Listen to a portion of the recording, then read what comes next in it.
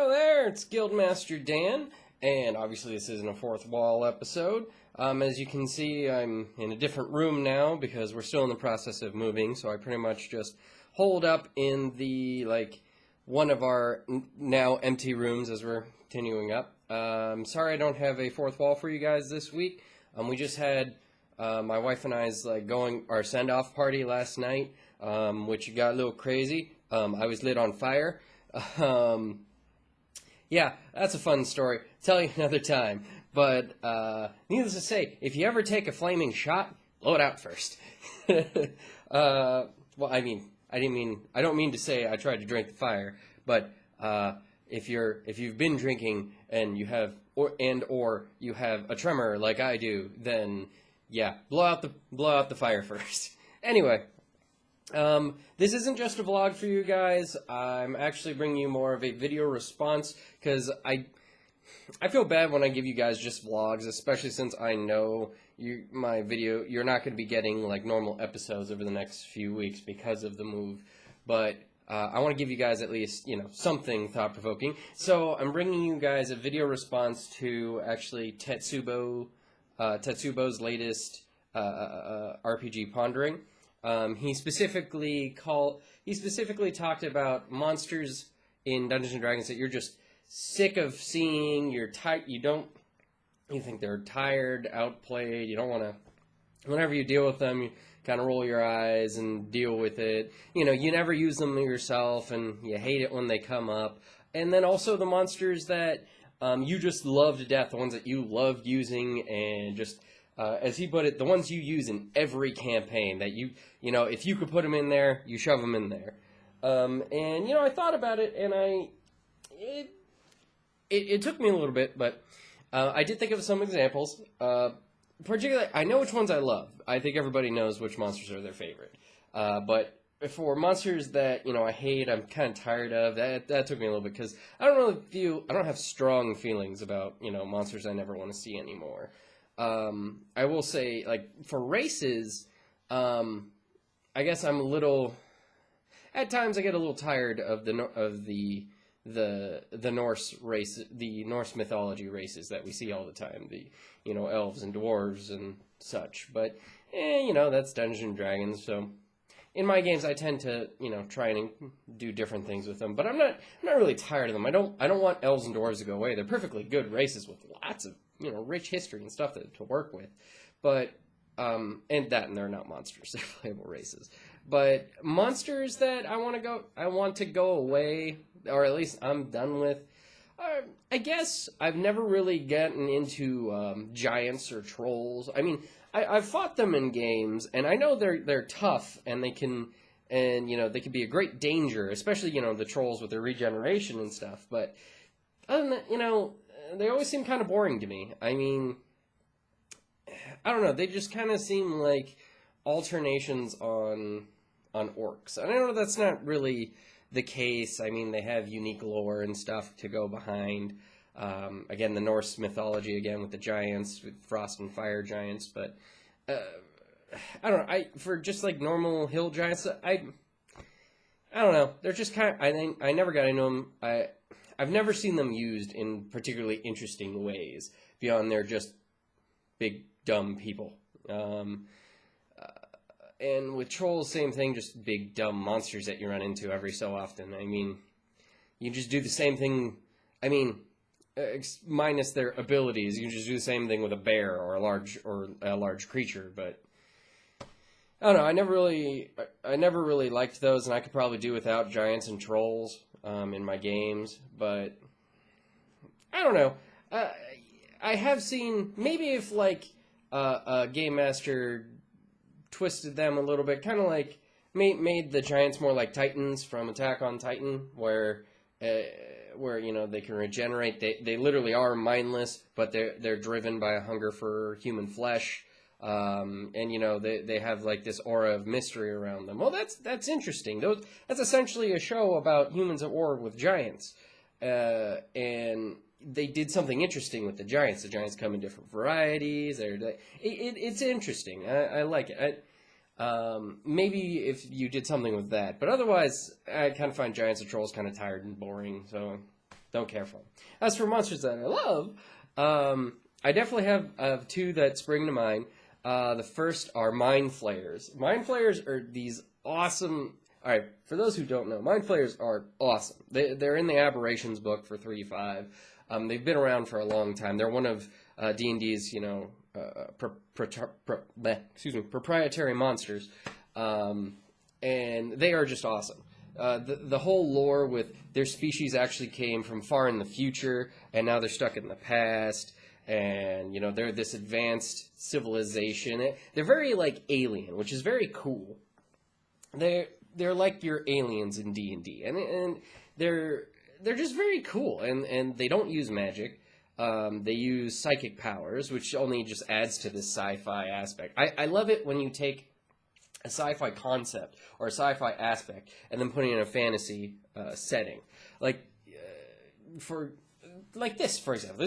This is a sci-fi race. They were spacefaring, advanced civilization that I believe the way it worked was they escaped their own destruction by going back in time, a la Terra Nova, for example.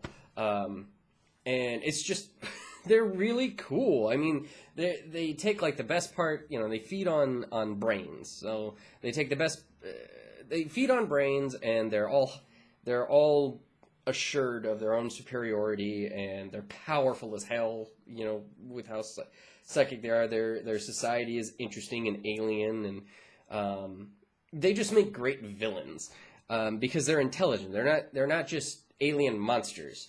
They're an intelligent race, and they make great villains. A Mind Flayer makes just as awesome of a villain as any Lich any day. And technically, you can do both, because in the Mind Flayer lore, Mind Flayers are scared of the undead. They're scared of the undead, and they don't dabble in magic.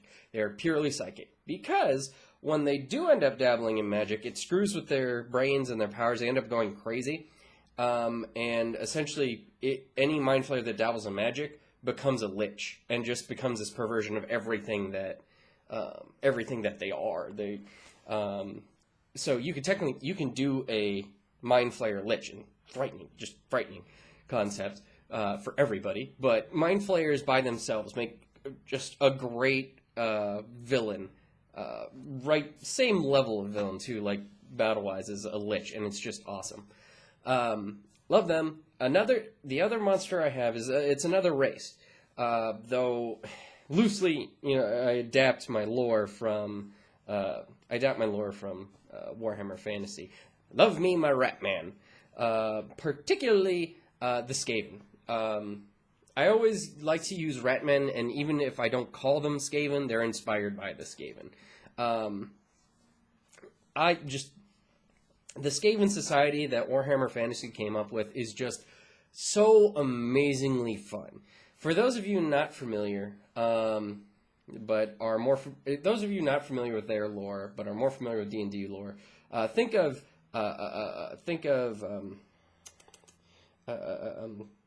Dark Elf Drow society, how it's run on slaves, and how it's all matriarchal and such, and kind of flip that. Skaven society is built on slavery.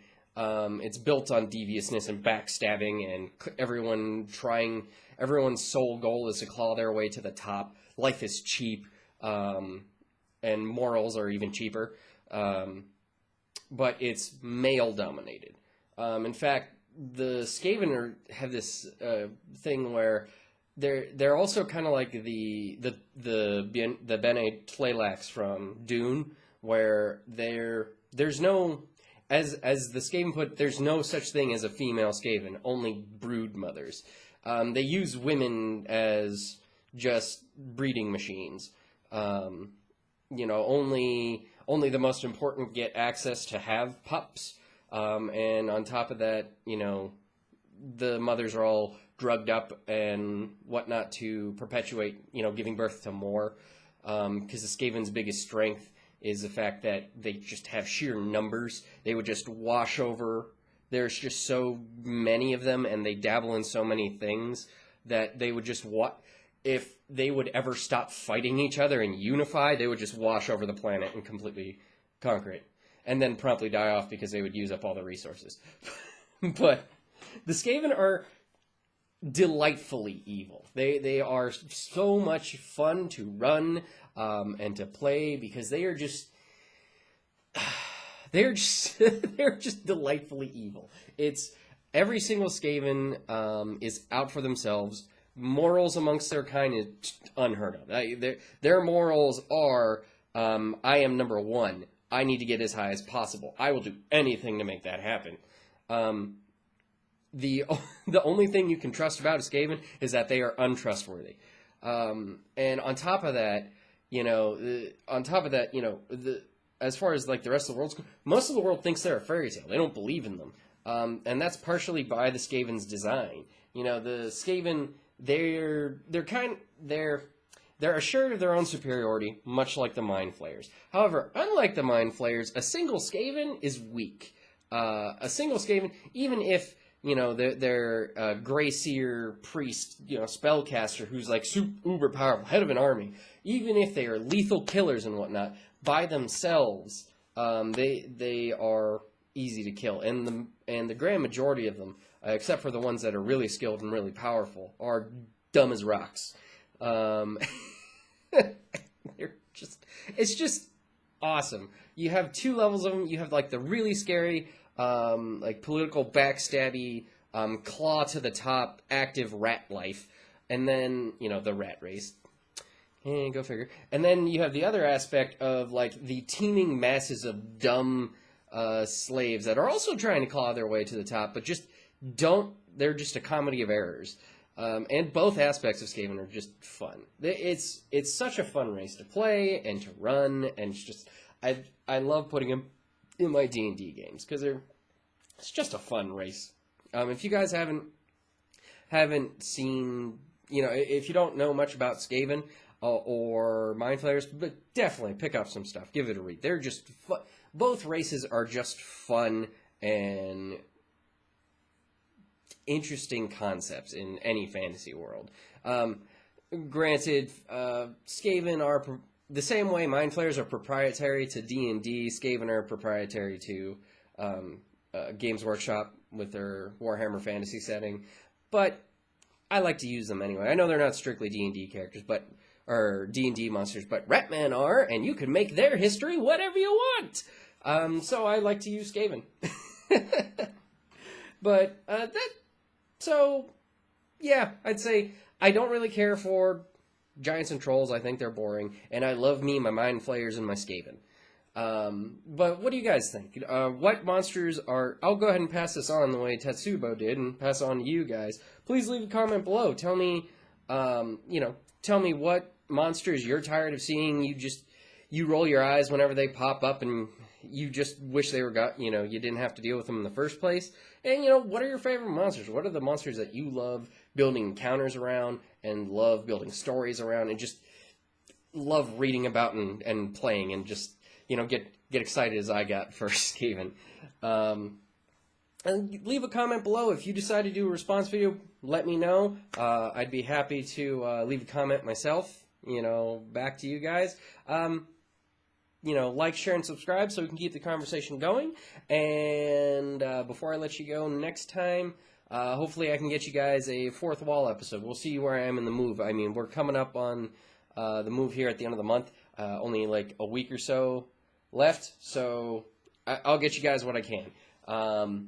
But in the meantime, comment, like, share, subscribe, so on and so forth, and we'll see you next time. Oh, and blow out flaming shot.